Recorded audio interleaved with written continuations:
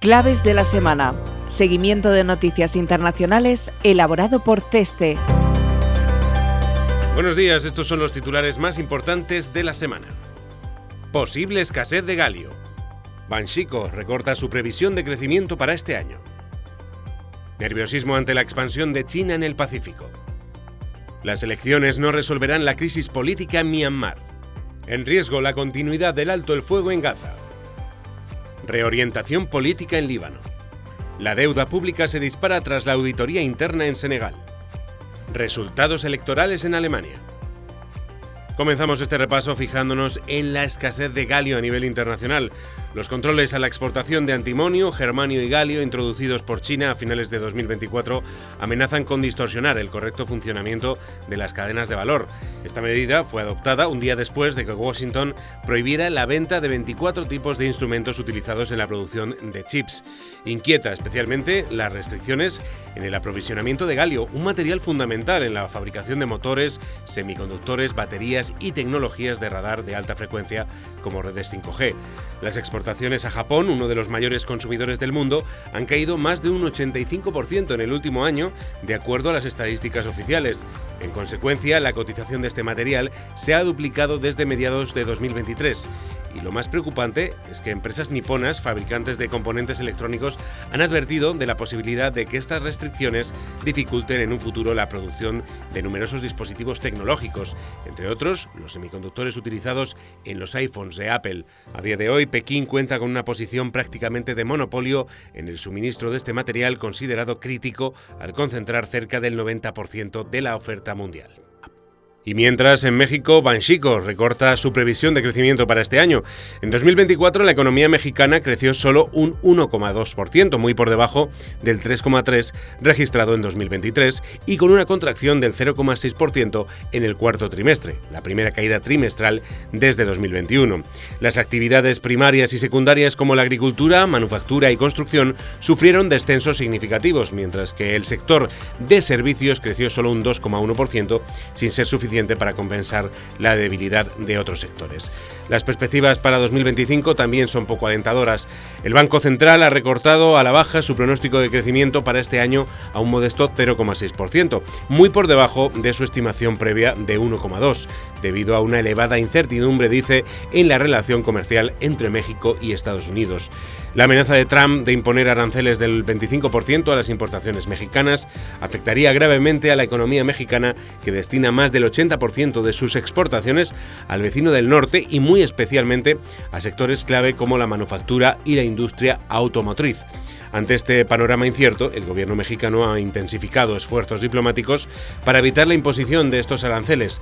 El secretario de Economía, Marcelo Ebrard, y el secretario de Seguridad Pública, Omar García Harfuch, viajaron a Washington la semana pasada para negociar con el equipo de Trump, abordando temas como el narcotráfico y la migración. La presidenta, Claudia Sheinbaum, ha reconocido que muchos inversores privados están a la espera de saber si los aranceles se concretan antes de decidir si realizan o no inversiones en México. También nos fijamos esta semana en Asia, donde la reciente presencia de buques militares chinos a 150 millas de la costa australiana y el pacto estratégico firmado esta semana pasada entre Pekín y las Islas Cook ha vuelto a elevar el nerviosismo en las cancillerías de Australia y Nueva Zelanda ante la expansión de la influencia china frente a sus costas. Aunque el acuerdo firmado el pasado 18 de febrero no recoge elementos de carácter militar, como si lo hace, por ejemplo, el que firmó hace poco más de un año China con las Islas Salomón, ha provocado de todas formas una inmediata respuesta por parte de Wellington, tradicional aliado de las Islas Cook. El ministro de Asuntos Exteriores de Nueva Zelanda, Winston Peters, afirmó el día siguiente de conocerse que necesitarán resetear los lazos con las Islas Cook después de que la nación del Pacífico firmara el acuerdo con China sin consulta previa.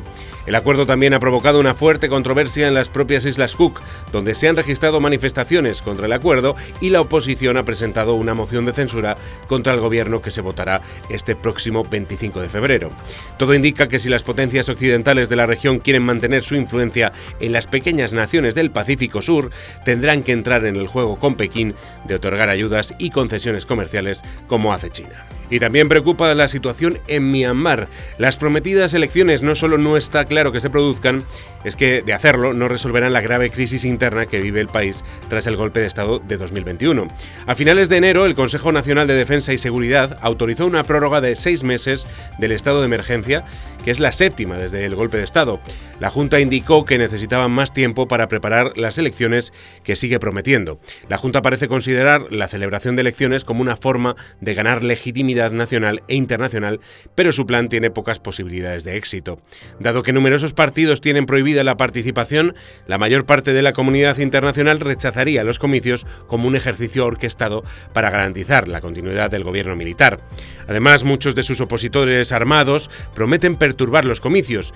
En los últimos meses, las guerrillas que luchan contra la Junta han obtenido algunos éxitos militares llamativos y, según informes no oficiales, el ejército en estos momentos ya no controla cerca de un tercio de los municipios del país. Todo indica que los combates entre el ejército y las fuerzas de resistencia se intensificarán en las zonas urbanas del centro de Myanmar, tanto a corto plazo como durante las elecciones. Por otra parte, el recrudecimiento del conflicto está agravando la crisis económica. Se estima que el PIB apenas creció un 1% el año pasado, con una inflación persistentemente por encima del 20%, y donde el único sector que florece es el del cultivo de la heroína. Myanmar ha superado ya a Afganistán como mayor productor del mundo. Y una vez más, muy pendientes del conflicto en Oriente Medio. La incertidumbre sobre la continuidad de la tregua ha vuelto a agravarse en la última semana después de que el primer ministro israelí, Benjamin Netanyahu, anunciase el aplazamiento de la liberación de 620 prisioneros palestinos hasta que Hamás dé garantías de que no organizará más ceremonias humillantes en las siguientes entregas de secuestrados. Por su parte, la milicia palestina ha acusado al mandatario hebreo de utilizar argumentos endebles para eludir sus obligaciones del acuerdo. Todo ello ha provocado la paralización de las negociaciones para iniciar la segunda fase del alto el fuego, una etapa que inicialmente está prevista que comience a principios de marzo. Y mientras tanto, el gobierno hebreo ha intensificado la operación denominada Muro de Hierro en la Cisjordania ocupada. Desde que comenzó el 21 de enero, el ejército ha llevado a cabo un despliegue sin precedentes en los campamentos de refugiados de Tubas, Tulkarem y Jenin para neutralizar a los milicianos de Hamás. Esta operación ha provocado de momento el desplazamiento forzoso de más de 40.000 palestinos y la destrucción de parte de las infraestructuras civiles. El 23 de febrero, el gobierno de Netanyahu intensificó la escalada con el despliegue por primera vez en más de 2 décadas de tanques en el territorio de Cisjordania. El ministro de Defensa, Israel Katz, señaló que las Fuerzas Armadas se están preparando para una estancia prolongada en los campamentos que han sido desalojados. Y muy cerca de allí, en Líbano, el nuevo gobierno ha asegurado que negociará próximamente con el Fondo Monetario Internacional un programa de asistencia financiera. En el documento publicado esta semana sobre la política exterior del país, el Ejecutivo señala que priorizará la aprobación de reformas que permitan corregir los principales desequilibrios estructurales, entre otros el preocupante estado del sistema bancario.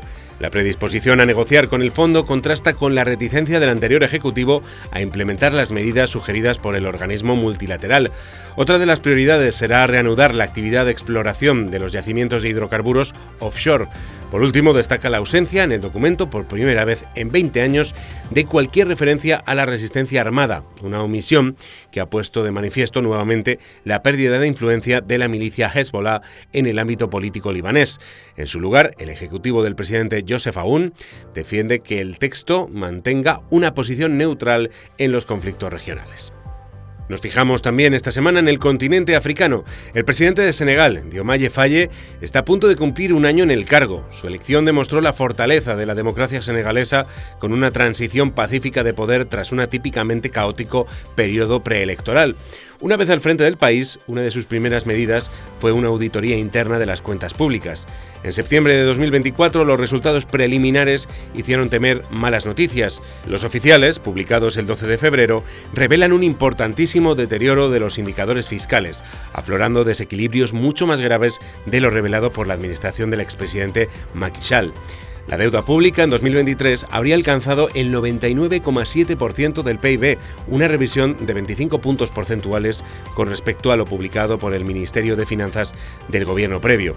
El déficit público del mismo ejercicio también salta hasta el 12,3% del PIB desde un inicial 4,9%. Estos descubrimientos aumentan la incertidumbre sobre la liquidez del país, con un impacto sobre el perfil deudor del país todavía sin concretar.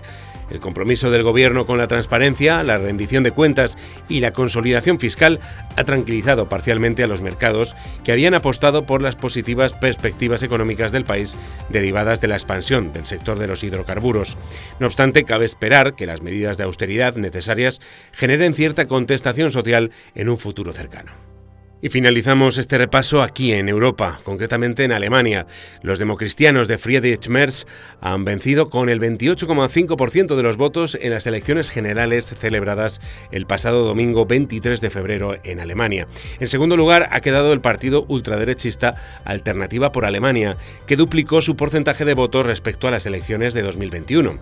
La participación electoral alcanzó su nivel más alto desde la reunificación alemana en 1990, según los datos de los sondeos a pie de urna, con un 84%. El resultado marca un gran giro a la derecha en un contexto económico de estancamiento, precios de la energía disparados, una competición feroz en la industria china y un creciente sentimiento anti-inmigración. De cara al futuro, Merz tiene ahora que liderar un gobierno potencialmente complejo en el que la única opción viable es formar una coalición con el Partido Socialdemócrata del canciller saliente Olaf Scholz, que obtuvo su peor resultado desde 1887. Los liberales, demócratas libres y la alianza Sarah-Wagenknecht de extrema izquierda no obtuvieron votos suficientes para entrar en el Bundestag, lo que aumentó el número de escaños en manos de los partidos más grandes. Sin embargo, la potencial coalición gobernante no contará con la mayoría suficiente en el Parlamento para llevar a cabo reformas estructurales como elevar el techo de deuda o aumentar el gasto en defensa y mejorar las infraestructuras. Y hasta aquí nuestro repaso de noticias internacionales. Recuerda que puedes consultar más desde el apartado de comunicación Claves de la Semana en nuestra web ceste.com. Hasta la semana que viene.